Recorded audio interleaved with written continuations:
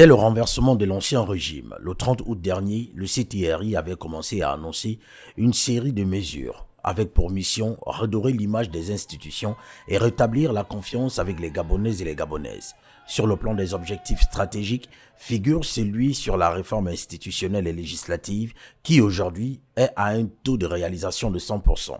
Ces institutions, qui sont censées conduire le processus de transition au Gabon, sont toutes constituées et sont déjà à pied d'œuvre. On se souvient d'ailleurs que c'est par lecture faite par le porte-parole du Comité pour la transition et la restauration des institutions, le lieutenant-colonel Ulrich Mafumbi, du décret numéro 008 du lundi 11 septembre 2023, que le bureau de l'Assemblée nationale de la transition avec à sa tête Jean-François Ndungu a été dévoilé.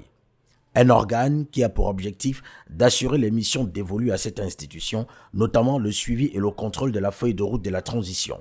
Ce même 11 septembre, l'équipe gouvernementale de la transition avait été dévoilée, conduite par le Premier ministre Raymond Dongsima, lui-même nommé par le président de la transition Brice Clotaire Oligui Nguema quelques jours plus tôt.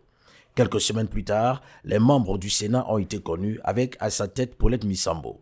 S'en est suivi la dissolution du Haut Commissariat général de la République, laissé par les anciens locataires du palais du bord de mer, la nomination des membres de la Cour constitutionnelle, du Conseil économique, social et environnemental. La nouvelle constitution attend les assises nationales en cours de préparation pour être adoptées par référendum.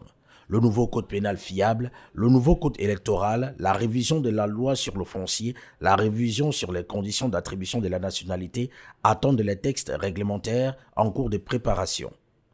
Sur la révalorisation de la rémunération des auxiliaires de l'État, elle connaît une hausse allant de 60 à 200%, de quoi réjouir nos chefs de village, regroupements et cantons. Sur les 15 promesses faites, Brice Clotaire Oligui Nguema et son équipe sont à un taux de réalisation de 100%. L'essor vers la félicité n'est plus une vue de l'esprit, nous nous rapprochons progressivement.